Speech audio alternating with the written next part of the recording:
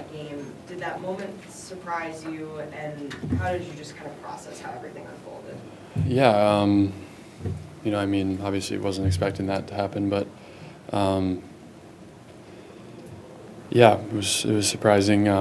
But the reality is, if I make one or two of those saves, then I'm still playing in the game. So the only way I'm looking at it is how can I get better from that? How can I make those saves that I've made all playoffs? How do I make them in that game at the start of the game? Give the guys a chance to get their feet under them, and as a goalie, that's your job. So I got to do better than that. What's that experience like after that, having to sit next to, I think it's Ray Mm-hmm. there Yeah. on the broadcast? I know you talked about that. Yeah. That had to be a tough experience. Yeah, I was on the screen a lot more than I thought I should be. I don't know why they kept showing me. I'm like, I haven't moved in a half hour. So, yeah, it's just, it sucks. Like, it's embarrassing. It's, yeah, anytime you get pulled, doesn't matter if it's playoffs or if it's regular season, you just want to go right off the ice and crawl into your bed and not talk to anyone. So, especially in a moment like that, it's really embarrassing, yeah. Pete said you were dealing with a little bit of an illness. How much did that affect you kind of throughout the playoff? I don't think very much. Yeah, just for the first couple games of the conference final. But I mean, I'd rather be sick than what some of these guys are going through. So just no excuse there. And then how was your balance? I know you love to play. How was your balance this year and in the playoffs, going optional skates and taking some days off when you felt like you needed to? Yeah, it was. This is as healthy as I've ever felt. I feel great. I feel like I could play 40 more games. So I think the Reeser and our strength staff, I think they did a great job of telling me when to take my foot off the gas and when we have time to work and can put some good work in. So I think as I get older now, that's kind of what it's all about. Just you gotta work your ass off still, but it's got to be doing the right things in a smart way too. Game 5, obviously, emotions are really high, especially when you get eliminated. Pete said he believes in you. He's no bigger fan, but he did point out that you've lost 6 of 7 against Edmonton, and that kind of played into his reasoning. So I guess, as you think about all the things that have been said, is there any concern about your relationship moving forward, working with him? I mean, I think for me, it's just the whole experience. I think just I'm going to learn from it, and it's going to help me grow and be a better person, be a better goalie. My job is to stop the puck, and I feel like I'm one of the best in the world when I'm playing well doing that. So that's all I'm going to focus on. There's no all the extra stuff's just extra stuff to me. So I just if I go out there next year and I'm the best goalie in the world, it doesn't matter. One of you guys can be coaching, and it doesn't matter. Like it's so yeah. Just try to be the best I can be. Learn from the experience and go from there. Your position is a little bit different than the rest of the team, but how do you get to the next step as a team? Yeah, I think it's a good question. I think we have it all in that room. So the only thing I really can do is stop more pucks. So I think for me, I played some of the best hockey of my life in the first 2 rounds, and I felt like I've done that the last 3 playoff runs. But then it's, that just shows you goaltending in playoffs. Like you play the best hockey of your career for 2 rounds, and then you don't have a great round and you suck again. So it's how do I keep that going? Like how do I get over that hump personally? Whether it's, I didn't feel like fatigued, but as it gets going on, like how do you stay sharp that late into the season, that played that many games? So that's what I'm going to focus on, whether I need to, skate more, skate less, train more, train less, kind of figure it out from there. But I think, I feel like I'm like half of what I'm going to be one day as far as a goalie. So I think it doesn't even feel like close to where I can get, and it's up to me to change that and put the work in to get there. Is it a weird job? Because you look at Carolina or Colorado or Winnipeg, and you're like, well, those are great teams, and they're all thinking, oh, we suck. Yeah, it's exactly, yeah, it's tough, like, in goaltending especially, I mean, there's no other position like it in the world, so I don't know why I decided to play goalie, but here we are. But yeah, that's how it goes, and I think it's good though. I think when you have a team like this, and you want expectations, like you want the pressure, because it means you're doing something good. People feel like you should win, so I'd rather put in all this work and be disappointed because we gave it a chance than be on a team that isn't even in the mix. So it's a great privilege to have, and it's gonna take every guy, coach, management, everyone to look at themselves and say, what can I do better to hopefully get back to that position, and then when we get that opportunity again, what can we do to break through. Jake, you talk about the disappointment. Can you pull from any experience throughout your career going down to the youth ranks where you've maybe felt some level of disappointment and responded?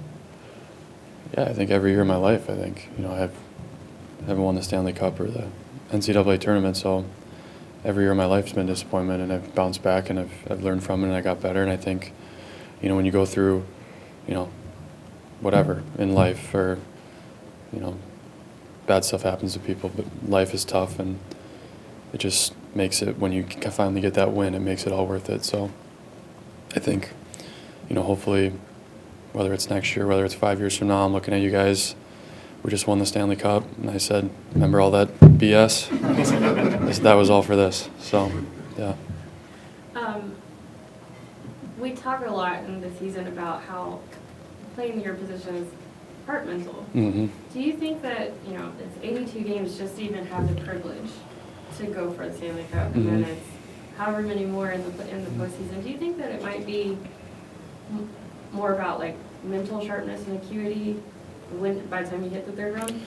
Yeah, I think that definitely is a huge part of it. I think, yeah, like physically, my body feels great, but if you're not all there, it's who cares what body you're playing in. So I think that's a great point, and I haven't done a lot of like mental kind of training or whatever you want to call it, but I think that might be something I should look into, or all the guys. We're always trying to find ways to get better, and I got to change something if we're going to get through. So we'll do 2 more questions for Jake. We have Tyler on deck. Jake, you've faced 445 shots this playoffs, like 70 something more than the second most. Is there a change in like your mentality heading into a game where you're probably going to have about 30 shots on goal? I think I'm fired up for it. It's great. It's like I'd rather that than 5 shots in the first. So it's fun, gets you into the game, and that's the thing. It's like that's why I hate like stats or analytics, and that's I don't hate it, but like there's teams are so different. Like 30 shots and then if you're asked the goalie, you'd be like, yeah, well, wasn't that tough? And then compared to a guy that had 16 and 10 of them are grade A's, and the other 4 were through screens, and so it's I don't know why I started rambling about that, but yeah. Jake, we've talked a lot about what goalies you've worked with, coaches you've worked with, Scott Wedgwood specifically. Yeah. How did your relationship develop with Casey on and off the ice this season? Yeah.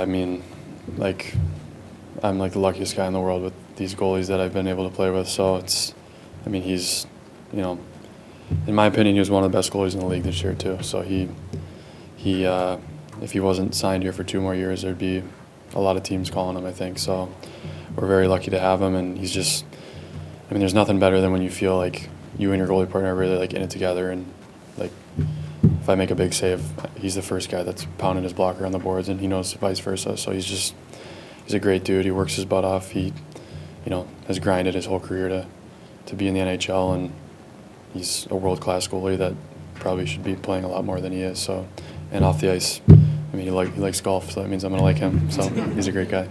Thanks, Jake. Yep. Thanks, guys. Conference final appearances, and your team seemed to have an issue with scoring in that round. Yeah. And it's across multiple teams now. Is Yeah. there something about the system that I guess people figure out by the time you go that deep in the playoffs, or I guess how do you look at what you can do to improve that track record? Yeah. Well, I think the same things apply. You score enough to win in the first round and the second round, you know, there's no change in the third round other than the teams are better. And there's less room and there's less time and everybody's dialed in. So, you know, I don't think there's a thing where a switch goes off in the third round. I just think you're down to the tiniest of margins. Sometimes the other team's better. Sometimes they're, you know, a lot of times they're tighter, they're better defensively, you know, they're getting better goaltending or they wouldn't be in the Final Four. So I think they kind of, you know, go hand in hand. And that's why a lot of those games are, you know, 2-1, 3-2. They're tight games. So there's always things you look at. I mean, I think in general, you know, we didn't score enough in the playoffs like we did in the regular season. I think when you talk to scouting reports from other teams on us, you know, I think they considered us a rush team.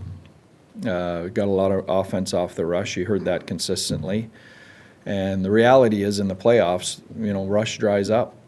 You got to find other ways. You know, our power play was hot. We got some offense there, but you've got to find, you know, the other offense outside of rush, and that's the hard offense. And that's in zone, getting to the net, you know, the kind of offense that Florida's creating a lot of and has won with. So we've got to get more of that in our game. The other thing is I think there would have been some more rush there for us had we got leads in some games. You know, then the other team can't just defend and not, you know, they took that away from us.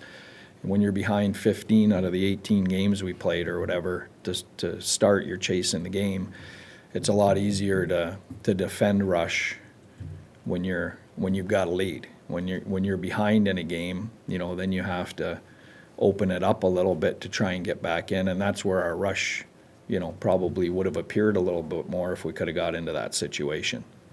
You mentioned Florida. So Florida, throughout the whole season, they score in that way. They don't rely on the rush. Yeah. Do you feel like your team kind of developed maybe some habits over the course of the season? Yeah, I think every team's built differently too. You know, every team's built differently, and there's not one way to do things. Like, you know, because Florida won, we can't go, okay, let's become the Florida Panthers. Like, let's go, you know, I mean, they've got some special ingredients there, you know, that you just can't go out and get to play that way. So, you know, I just think we probably need to be more of a hybrid.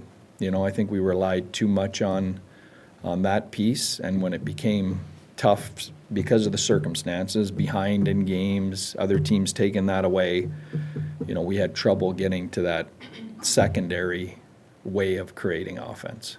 Pete, where is the balance of the disappointment of not getting where you want to get ultimately in the Stanley Cup? Yeah. Having the success in Bo and Pete, because you guys have 3 years in a row, where's the balance in that? Well, it's tough, right? I mean, you know, it's raw. Listen, we're singularly focused, and that's on winning a Stanley Cup.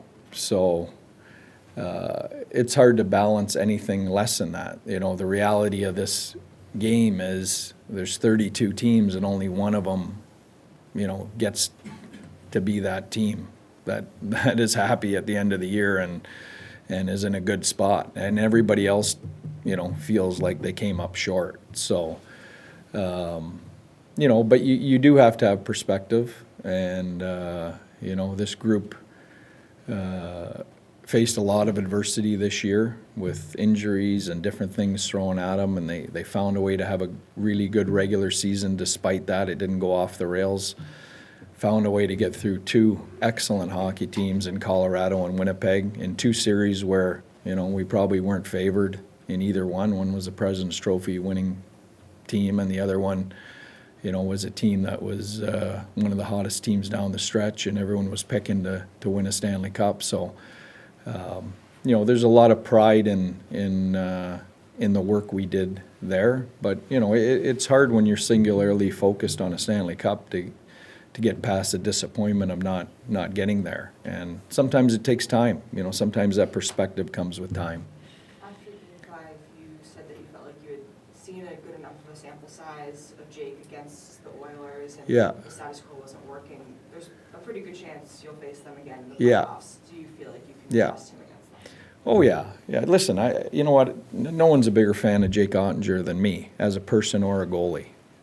Does that mean that, he can't be coached or he doesn't have growth left in him. Absolutely, he's a young goalie.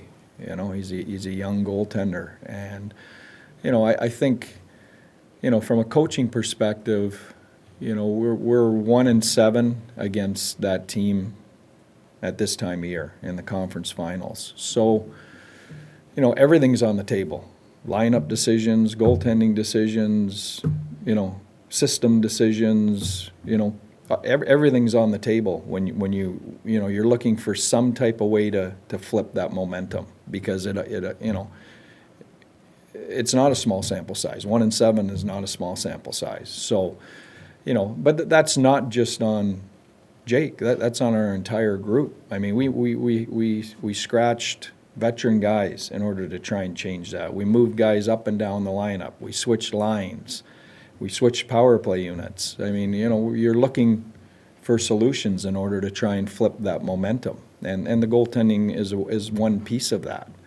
I think Jake is the best young goaltender in the league, but that doesn't mean there's not still a learning curve and growth. That's all part of the journey. Pete, when you pull Jake, is there a process to that? Do you talk to Jeff Reese quickly or anything like that, or is that just a decision? Sometimes we do. Sometimes we don't have time. So sometimes we don't have time. Game 5, obviously, emotions run higher. Are Mhm. there any concerns about you and Jake and your working relationship after this Game 5 pull? No, I mean, like I told you, I think we wouldn't have been in that spot without Jake.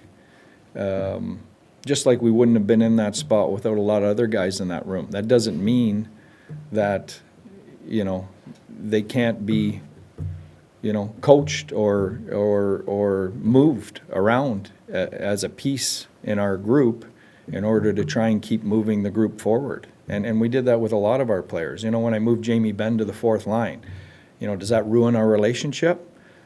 When I healthy scratched Dodonov, who I've had since he was 20 years old, does that ruin our relationship? No, those aren't easy conversations.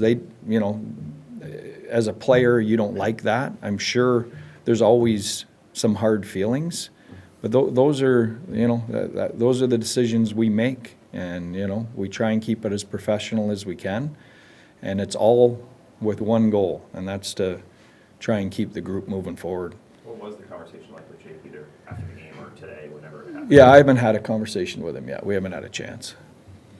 At that point in the game, you're down 3-1 in the series, even Yeah. going into it, your backs are against the wall in a lot of ways. Then, like Yeah. you said, you give up 2 quick goals. Then Casey comes in because Yeah. of another goal. Did you consider putting Jake back in to start the second? Yeah, we period? consider, like I told you, everything's on the table at that point. Right? You're 1-7. You're down 3-1. You're just trying to get to Game 6. And I'll give you a little background. That I never really. We had talked going into Game 4 in Edmonton. Jake had played more than any goalie in the league, and I think still has.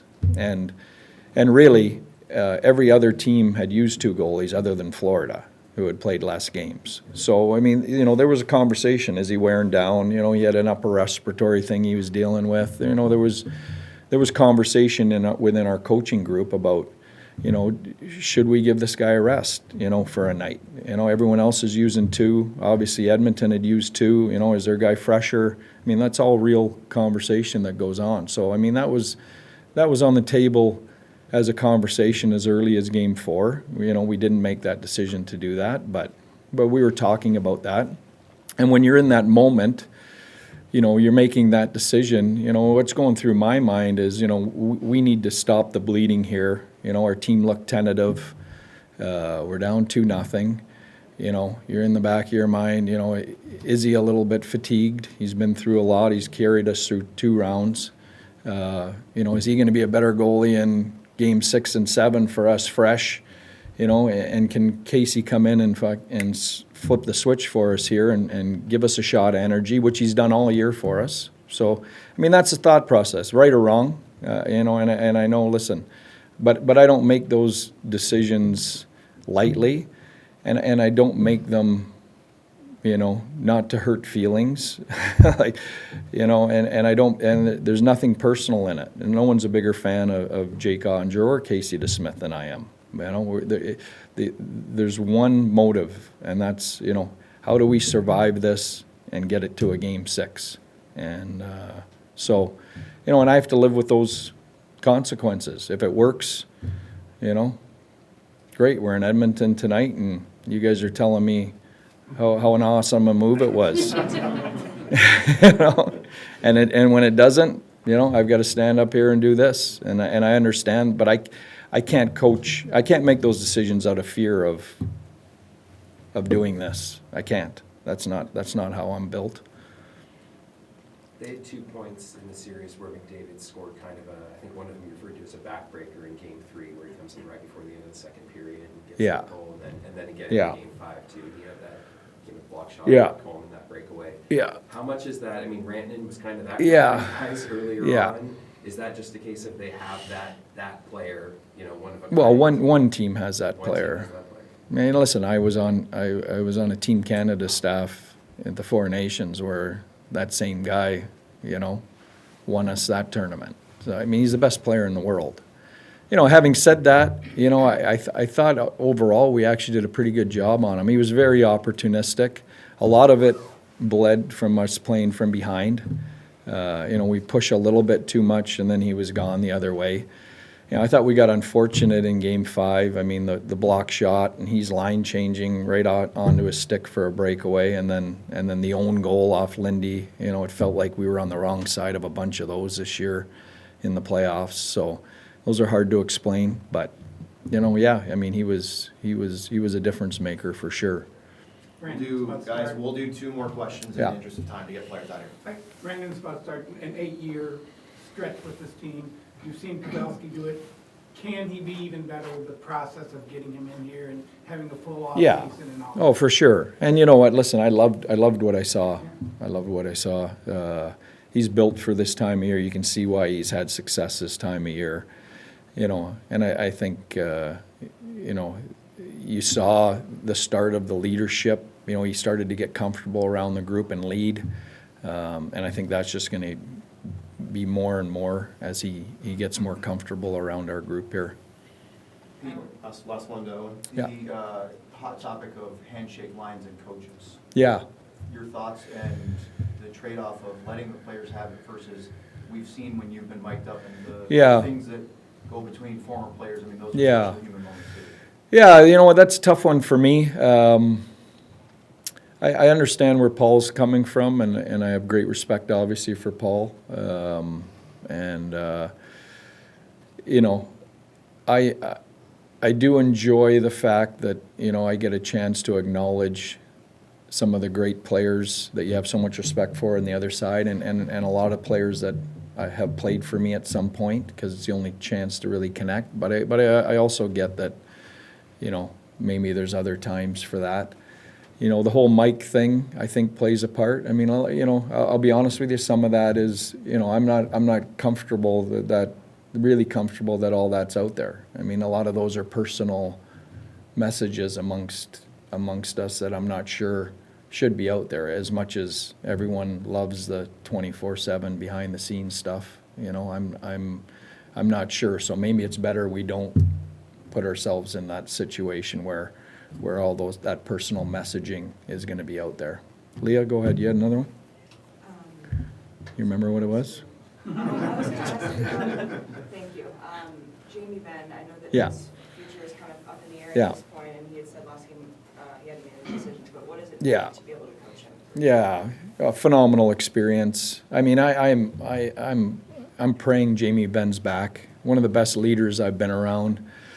You know, I can't tell you how he, you know, I can't do enough service to tell you how he led, even though personally, you know, his own game wasn't in a great place. He wasn't playing a lot. He was in a totally different role than he's ever been in his career. It never affected his play or his leadership, you know, and that's the ultimate test of leadership. It's not when things are going your way, and you're playing all the time and you're contributing, I think it's easy to lead in those situations. I think the true test of character is, when things aren't going your way, but you can still find that inner strength in order to lead and message the right things, even though inside, your own personal space is not in a good space. So that's the ultimate testament to his character and captaincy. One last thing, are there any injuries you can share? Jim will fill you in on all that. All right, thank you. Last year, Yeah. I guess, what's the consideration set for yourself when it comes to your future in hockey? Well, I want to keep playing.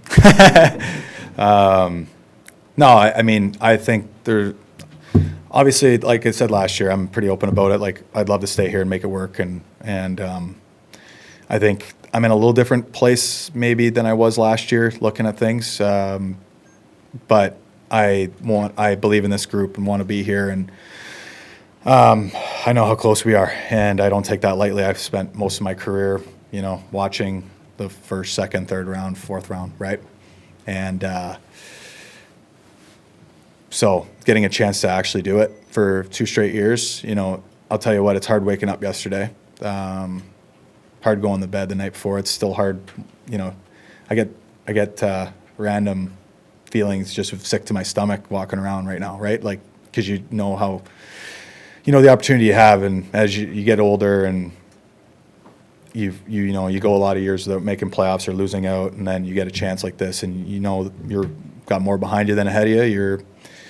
You appreciate it more, and it hurts more. It hurts a lot more. So, but having said that, I think there's a lot to be proud of this year as a group, and there's only one winner. There's only one team that goes home happy in the summer. So I think we lose sight of that sometimes. We feel like it's going to be a happy ending no matter what, and it's not, right? It's almost harder, and it's harder to lose when we did than losing the first round or not making playoffs. Way harder.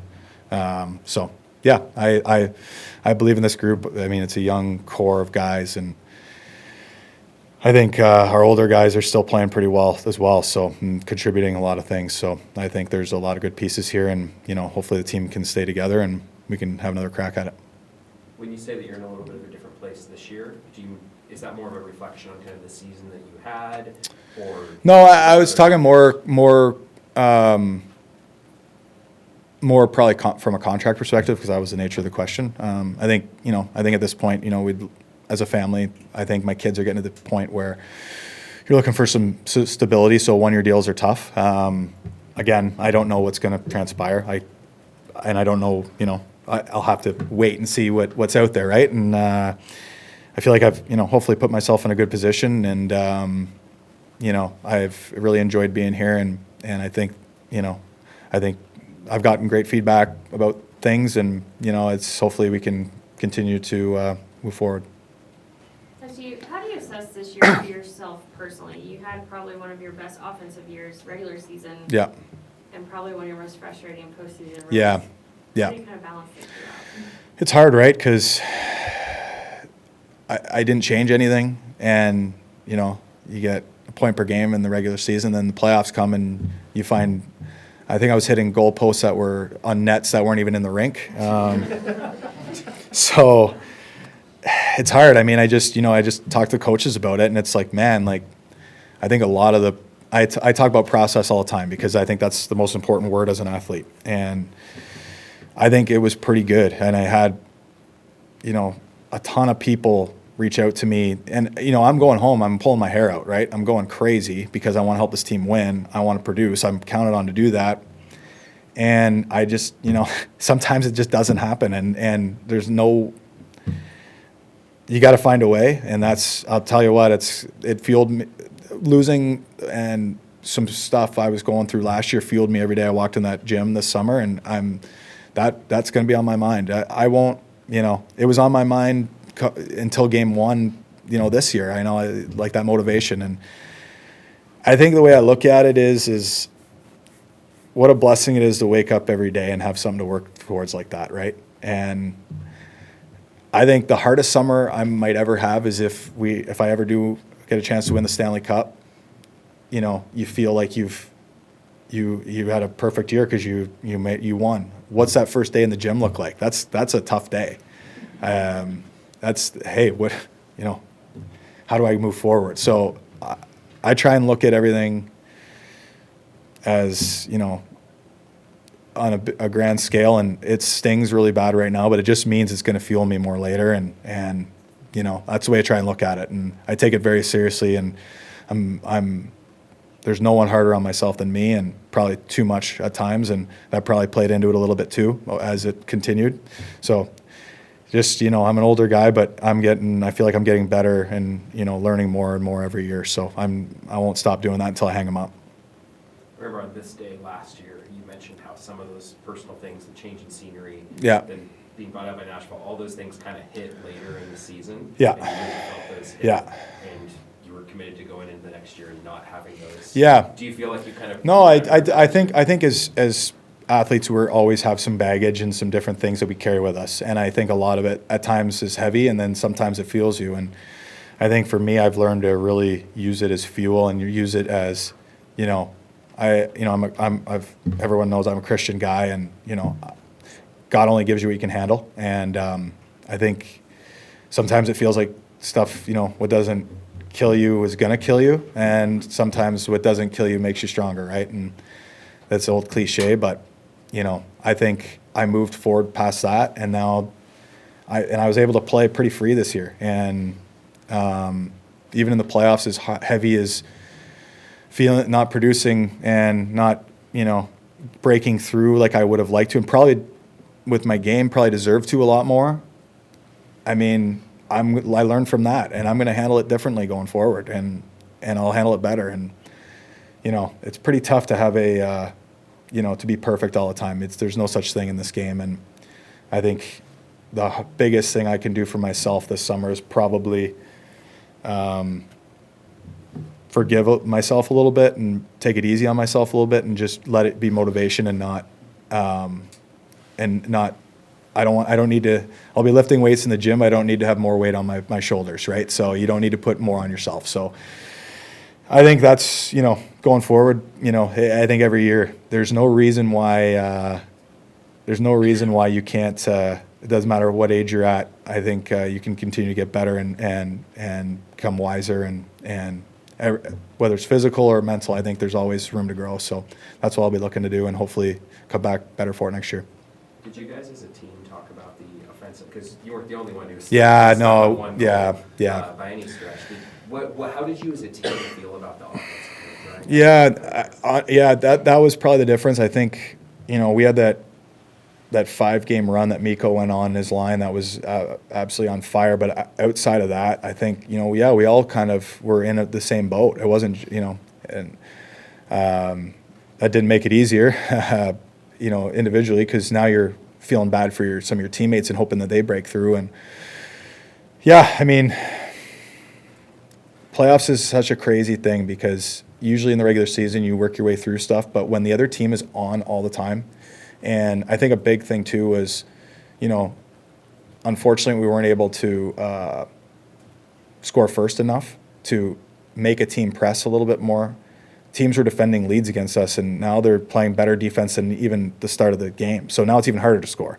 They're not taking penalties. They're not, we were, chasing it a lot. And what's the solution to that? I mean, I think I don't know what the solution is. Score first. Like, what do you want me to see? You know what I mean? And we were trying, right? So it just wasn't meant to be this year. And that might sound like I'm, passing it down the road, but it's like, it's not, that's how tight it is in the playoffs, and we're such a great team, and we can score. We've shown it, and I think everybody will go home pretty damn motivated this summer, and know how close we are. And you see this all the time. It takes some teams some time to get over a threshold every now and then, and I'm sure there'll be some tweaks to the team, and hopefully we're able to get all the the big pieces back, and we'll see how it goes going forward. Hey, Matt, I know you said there's some contractual things to deal with this summer, but compared to last year where you were just sort of a guy joining this team, how much more ownership, how much more does this feel like you're a team part of, not you specifically, yeah, but you part of this yeah. this team? No, I started to feel like that last year for sure. And no, I feel like that 100%. And, you know, if I end up somewhere else, it'd be hard. I mean, because I'm a very, I'm a relationship person. I love, you know, that's who I am. And I've made a lot of really great relationships here. And with the guys, I feel, you know, yeah, I mean, I definitely feel that way, what you said. And so, you know, hopefully I don't have to leave that, right? So, yeah, I mean, it's hard for me to answer all these about the contract stuff because we haven't talked yet. And obviously, I mean, the trade deadline was nuts with the move we made. And, you know, I'll find out more coming up. But yeah, I mean, I think you guys know my intentions and hopefully it works out. But at the same time, I got a young family that I got to, it's amazing getting to this point in my life how, you know, a lot of my life has been about me and my career. And even my wife, she gets that, and that's part of it. And then now with the kids, it's changing very quickly. And my son is going into grade 1 next year, and it's different. It's different. So I gotta make sure I'm doing the right things for them, number one. So that's kind of where, you know, trying to mix the hockey and the personal, right? So, but yeah, no, I definitely feel the way you brought up, and I'm grateful to feel that way. Matt, Jake Oettinger, one of the best goalies in the NHL all season, especially so in the first couple rounds of the playoffs. How tough was it for your group to see his season end the way it did? Yeah, I mean, I don't want to get into that too much, but what I'll say is we love Otter as a guy, as a goalie, all the way around. He's a franchise goaltender, and I don't think anything that happened, you know, is going to change that. And I thought he was great. It's tough to find much fault with him at all this season.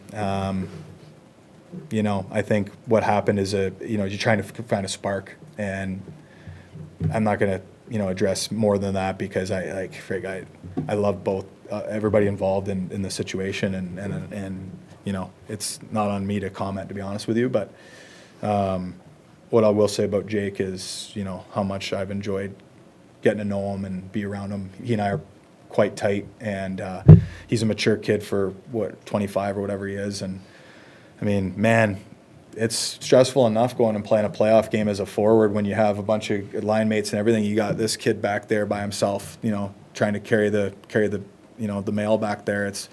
I have a lot of respect and admiration for him. Yeah, I meant more so on your guys' group not being able to, you just said, not scoring enough goals to help him out. Oh yeah, Tough yeah. to see how much he did and not be able to kind of reward him. Yeah, we hated it for everyone involved. We hated it for the D-man. I mean, you got Essa killing, you know, a gazillion minutes of penalties, and we're not able to score enough, you know, for him, for Jake, for you know, the city. I mean, Frank, we're so grateful to have the fans we have and everything, and we know how much they want a Stanley Cup here again. And so, yeah, no, you feel like you let people down. You do. If you don't feel like that, I don't think you're in the right headspace to win as a group. And I think, I think we.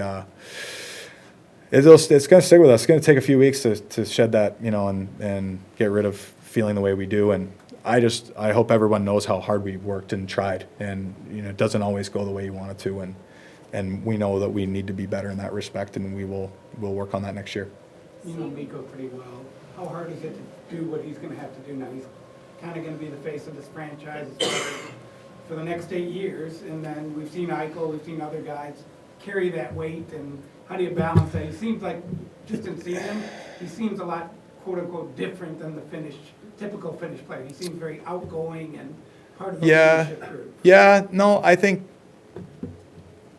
here's how, I mean, I think that's more of a, I think the way that you're phrasing it is a little bit more of a media-driven outsider look at it. I mean, people are always trying to put a face on stuff, but I mean, Frank, look at the team we have. I mean, he doesn't need to be that. You know what I'm saying? Like, okay, with his contract and what he's done in the past, maybe that's how he's looked at. Yeah, but he's going to go through stuff. He did early, right? And other people were able to, you know, pick up the load and carry it. That's what a team is, right? There's not one playoff run that happens or season where one guy from start to finish is perfect and dynamite. It just doesn't happen that way. And if it did, you're not winning. So I don't think there's I don't think inside that room anyone's looking at him to be, Superman and put us all on his back and carry it, because that's unfair for him, but B, the rest of us have enough pride in what we can do, and we, you know what I mean? So there's a lot of really good hockey players in that room, and it's not like, So I think, I don't think we look at it that way, and I don't think he does either. I think he knows he's part of something. He's a big part of it, and he's going to be for a long time, and there's going to be expectations with the contract. There always is. But when you sign that, that's part of what comes with territory. One last Oh, go ahead, please. You've had the opportunity to play with James Ben. He's also going into the summer without a contract. He said he wants to be here. He is Mr. Dallas Star. But can you just speak on, if he doesn't end up coming back, what influence he's had on this team and the legacy he leaves in this room? I mean, you want to talk about kind of immortal type statue out front of the rink type person and player and leader, that's Jamie Benn. That's probably the best way I could put it. I got to know him even better this year. We spent a lot of time together, had so many good times, and I hope those good times keep going for both of us together. And I think it'd be a crime, if he's not a Dallas Star for life. And I'd be shocked if it went. I don't know, we haven't talked about it, so that's not any insider anything there. But so don't read into that. But we, he bleeds, he bleeds green, and he's going to go down as one of the greatest Dallas Stars to ever play, for a long, long time. And hopefully he's able to continue his career, and he's still a great player, and he brings so much to the table for us, more than people would know, more than I knew before I got here. When I got here, I saw, you see it from a different lens, and I've been just extremely impressed and blown away by what he brings. I have one more. It's just from a player's perspective. I asked you this about coaches and handshake lines, because that's been a topic lately. How do you feel about it? Because I understand where Paul Maurice was coming from and his thoughts about just players, but also when you see the human interaction between coaches, especially ones that have had those players on previous teams, that's pretty special too. Yeah, I think it's great. I mean, it's the team, right? The coaches, we have relationships with guys maybe prior, like you said. I think there's a narrative. Obviously, people know Pete's narrative. I mean, and where it's he's been a great coach and has got teams to right near the end or to the end, and so guys root for it's. I mean, I'm sure he loves hearing guys say, "Hey, I'm rooting for you. Go get it." You know what I mean? And when we're on the other side of that, you maybe see somebody that you played with or played for at some point and get to. Yeah, I have no problem with that. I think they're part of the team, and they're such a big part. Coaching is so big in the playoffs. It's so they I think they deserve to be there just as much as we do. Okay. Good. Awesome, guys. Thanks. Hello. Got a lot of new faces this year before the season, trade deadline, even before that. How did you view your group, and how did you guys kind of assimilate everyone and go as far as you did? Yeah, great group. I think definitely, especially on paper, I mean, one of the best, if not the best, Stars team I've been a part of. I think that's what's the most frustrating part of being in this position now. I mean, obviously, great run, and being one of the last 3-4 teams is incredible, but still trying to get over that hump. Jamie's going into this offseason. He doesn't have a contract currently. He said he's not making any decisions, but if he comes back and plays hockey, he wants to be here. Yep. You've played with him for a very long time.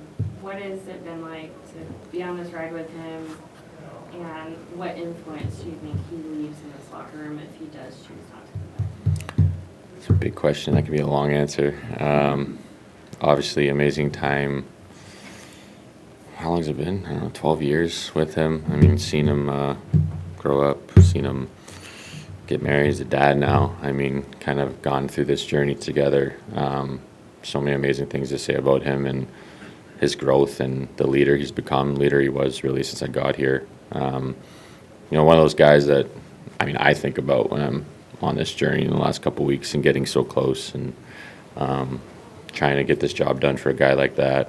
And just trying to share that championship and that feeling with him. I was fortunate doing it in my first year and just knowing what that means as an older guy now, knowing what that means for a group, whether it's having the same text thread with that team in Boston till this day, and seeing the older guys that are now retired or living on a boat somewhere, and just that bond you get from being successful together. You know, that's what we're chasing here, and it's what Jamie deserves for what he's been through here in Dallas. And playoffs in hockey don't care about what you deserve, so we're just trying to break through.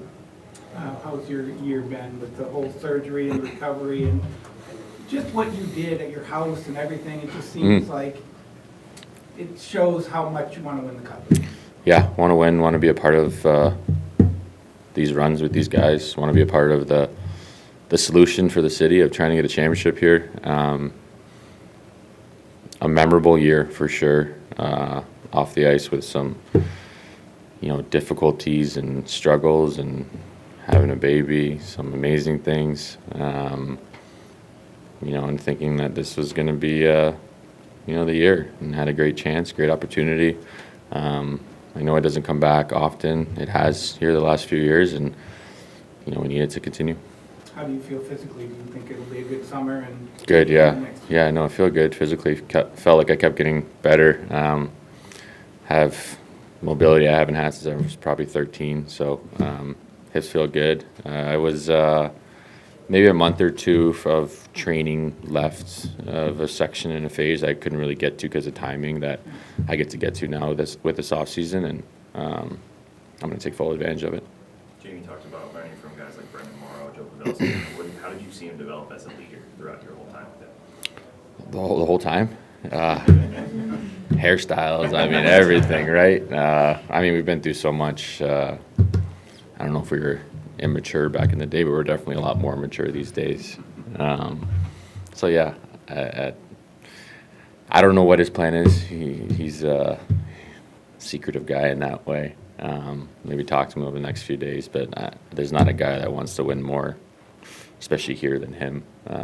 We love having him as our captain. I think he enjoys it too, so hopefully that sorts itself out. Pete, how have you liked playing for Pete, and what's the belief within the room? Yeah, very high. Had multiple coaches in my career. Not to put them down, but he's still my number one. I think he's one of the best coaches in the league, and you know, resume speaks for itself. And where he got this group over the last few years, probably quicker than we all thought. Really, I mean, maybe we thought that this was supposed to be the first conference finals. I mean, it doesn't really click as quick as it does with a coaching staff, and I think that's sometimes forgotten about with our coaches and with Pete. And there's a great system there in place. There's a lot of belief. There's a lot of care and love for each other, and that all happened pretty quickly. So, love Pete. Pete said that every guy, coaches, staff, players, have to look in the mirror after this and see how we can get better and get past this. What does that mean from a player perspective? What does that process look like? I think it means, you start with controlling what you can control. Obviously, it's a line hurt a lot, but you start with yourself. You go in this off season and focus on what you need, what your body needs. For me, it's obvious, I want to get strength in my hip. For another guy, maybe it's, I want to go in this off season and think about having a bigger voice next year. We have a group right now, and why we're good is because we have this kind of layered group of ages almost. We got the older guys, which is Jamie and Daddy, then we got me, But no, we have this kind of different section, different group, and I think that's why we're good, is we can figure out, everything from, what's relevant on TikTok to politics to, we kind of hit it all. And that's why we're good, and that's why we're going to continue to be good. There hasn't been a big transition period, and that goes back to, Jim, obviously, and how good of a GM he is. And so, yeah, I think it's a big summer for all of us. Tyler, there are going to be changes, but you had a great line a week or so ago about you don't get to go 3, 4, 5 years to the conference final and take advantage of it. We need to, though. Do you feel like this group still is set up to do it again? 100%. I mean, for sure, I think there's going to be a few changes. There has to be. I'm glad that's not my department, but I think as a player, we just always we trust in what our bosses are doing here, and we got to focus on what our job is. How can we get better? What can we learn from this year? There's things to learn from every year. So, what are those, and individually and as a team, and try to keep taking that next step. One of those things that won't change is Miko will be around. He's just now starting an 8-year deal. Yep. What did you learn about him, and what do you think it's going to mean for him to now have a whole all season to kind of integrate with this? I learned why his nickname's Moose. I played with some great players. I played with some star players. I don't know if I've played with someone at this level, being able to turn it on like he did in playoffs. But even when, at the end, when he wasn't scoring, how detailed he was defensively, how he was in puck battles. I think it was an easier transition for him than other teams because we have a lot of Finns, and we kind of are Team Finland. I think that helped. But I think that's a guy, too, that now he's going to get more comfortable with us, probably going to have an even bigger voice next year, another leader that can step up, and is going to make us better. You said that you guys obviously had a lot of rush in your game and that dry zone. Come playoff time, you got to find that secondary element and maybe find a hybrid of those sorts from what you guys have been good at and what you need to do. Is that easier said than done, though? Maybe yes and no. I think that's something you got to develop maybe as the season goes on. I think maybe that's why Pete's touched on, our losing streak to finish this season.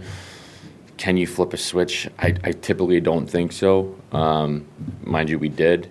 Maybe that caught up to us. I would never think we're a team that would lose 3 in a row, mind you, 4. So I think that's a learning curve right there for us to understand that, a regular season game and a playoff game is different. We're dominant on a rush. We're dominant in the O-zone. Some of those things aren't there going to play against Winnipeg. They have big guys. They play a layered system. They're tight. Our typical routes in the O-zone aren't there like they would be against Detroit or who knows in Game 50. So maybe that's something we take from as a learning curve. Next year, we're focusing on that finishing stretch, trying to get to that playoff level a little quicker than figuring out in playoffs. Pete was mentioning just before he came in here about your leadership, even having to play kind of a little bit of a different role in the game. What was this playoff run kind of like for you, being in a little bit of a different position?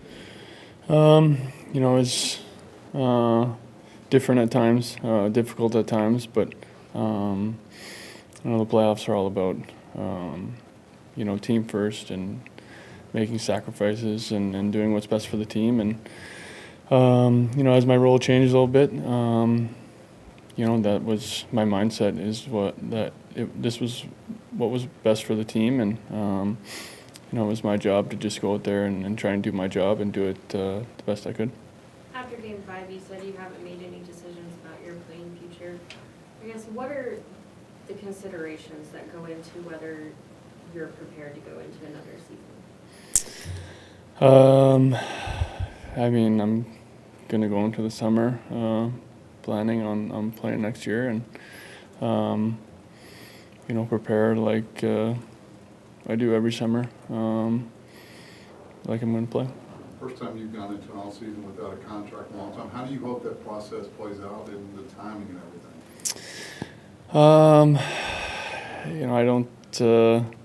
I don't know. It'd be interesting. I'm looking forward to it, to be honest. I don't see myself going anywhere else. This is all I know, so hopefully we can get something figured out, and then I don't have to answer these questions. You and Jim had both said before the season the focus was on winning, and we would talk about it afterwards. So I'm assuming none of that has changed. Yeah, no, that's that's the goal around here. It's all about winning, and I think now we've been to the same spot 3 years in a row, and it's about how can we make that next step, to get into the finals, because we're tired of losing in the Western Conference Finals. What would it mean for you to be able to have your entire career here, drafted by this team? You grew up here, basically. What would that mean to you to be able to? A lot. Like I said, this is all I know. I've came in as a young kid and, now getting a little older here. So, I love the city, I love the fans, I love this organization. I love my teammates. So hopefully we can figure something out. You seem focused game to game whenever we talk to you. How hard is it to try and say, this is what happened over the last 3 years, this is what we need to change? Are you a part of that as far as saying, this is how we do things different going forward? I think communication is, such a big part for a team, our organization. We're always trying to get better around here. So there's going to be, definitely some internal talks of, what we need to do to get to that next step. Do you feel like, you've been to the Western Conference Final 3 years in a row, but do you feel like you're getting closer to taking a step, or do you feel like maybe there's another gear that you guys can define? There's obviously needs to be another gear, because we haven't, took that step in 3 years. Obviously we don't want to take a step backwards, and we haven't been doing that. So it's what can we do to make that next step now? And I think it's on us as players to to talk about it. Throughout the summer, make sure we're all doing the right things over the next couple of months here to make sure we do take that next step next year. Jamie, you've been through plenty of long seasons, playoff runs with this group. This one had a lot of ups and downs with it. What have you learned about this group? Not only just through the playoffs, but probably all year. It was a fun group to play with. We had a lot of fun this year, and we're resilient. It seemed like every time we got pushed, we pushed back. Obviously, this last series against Edmonton, it didn't go our way, but we had a lot of guys dig in and take on bigger roles. That helped us win a lot of hockey games. Pete said he liked what Nico showed in the leadership department in the short time here. What have you seen from him? It does seem he's very effusive as opposed to the other fans. He seems to be very vocal and kind of mixed with everybody. Yeah, he's a little different than the other Finns, in a good way. I think it's never easy coming into a new team. You don't want to step on toes and maybe feel like you should be a little bit more quiet or whatnot. But he's different. He's he had a voice right from day one, and I think he should. He's a guy that's been there and done that. It's somebody who we all respect, and he's going to be a big leader for this group moving forward. Jamie, just in sports in general, getting over the hump is so difficult. A team making the playoffs for the first time, winning their first playoff series, getting over the hump, getting the Stanley Cup. Can you compare kind of getting over those different humps, and is it more frustrating because you guys are that close? Yeah, I think it probably gets,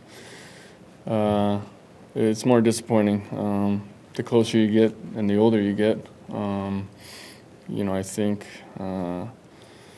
Hikes, you'd probably know the numbers. The first year we made the playoffs here, maybe 13, 14 or something. That was exciting for our group, and I think we lost in the first round. But it just puts a little fire in your belly, to wanting more, and winning is it's addictive and a lot of fun. It's hard work, but the more you win, the more you want it, and that's why when you get to this point 3 years in a row, you know, I don't make the finals. You know, it puts a fire in your belly, and you just want it more. Jamie, can you talk about your relationship with Pete DeBoer and how you've grown with him as your head coach? Yeah, it's good. You know, Pete's been a great coach, you know, for this team, and I got a great relationship with him. I think, you know, a head coach-captain relationship can sometimes be a little different than other players because there's a lot of communication going on, you know, trying to get feels for the room and the guys, and you know, we've had a great relationship, and you know, probably continue that going forward here. Pete has said, and other players that have been in this room and then moved on have said that you're one of the best leaders in the league. When you hear praise like that, what does it mean about, I guess, your legacy here outside of just the winning aspect of it, but just what influence you've had on this organization over your time? You know, I just try to lead by example, by doing the right things all the time. You know, I got to learn from a lot of great leaders and older veterans. You know, got to learn from great people. I think it starts at the top with Jim Nill. You know, kind of preaching to always do the right things, and you know, I like to think I care about my players, and you know, just try to guide them in the right direction. And you've seen the end of Brendan Morrow's time here, the end of Joe Pavelski's career, great leaders in their own rights. Is there anything that you've learned from them and watching how they handled the end of their career that's helped you as you navigate these kind of unknown waters now? Yeah, I mean, you know, Brendan was obviously my first captain, and you know, someone I clung on to.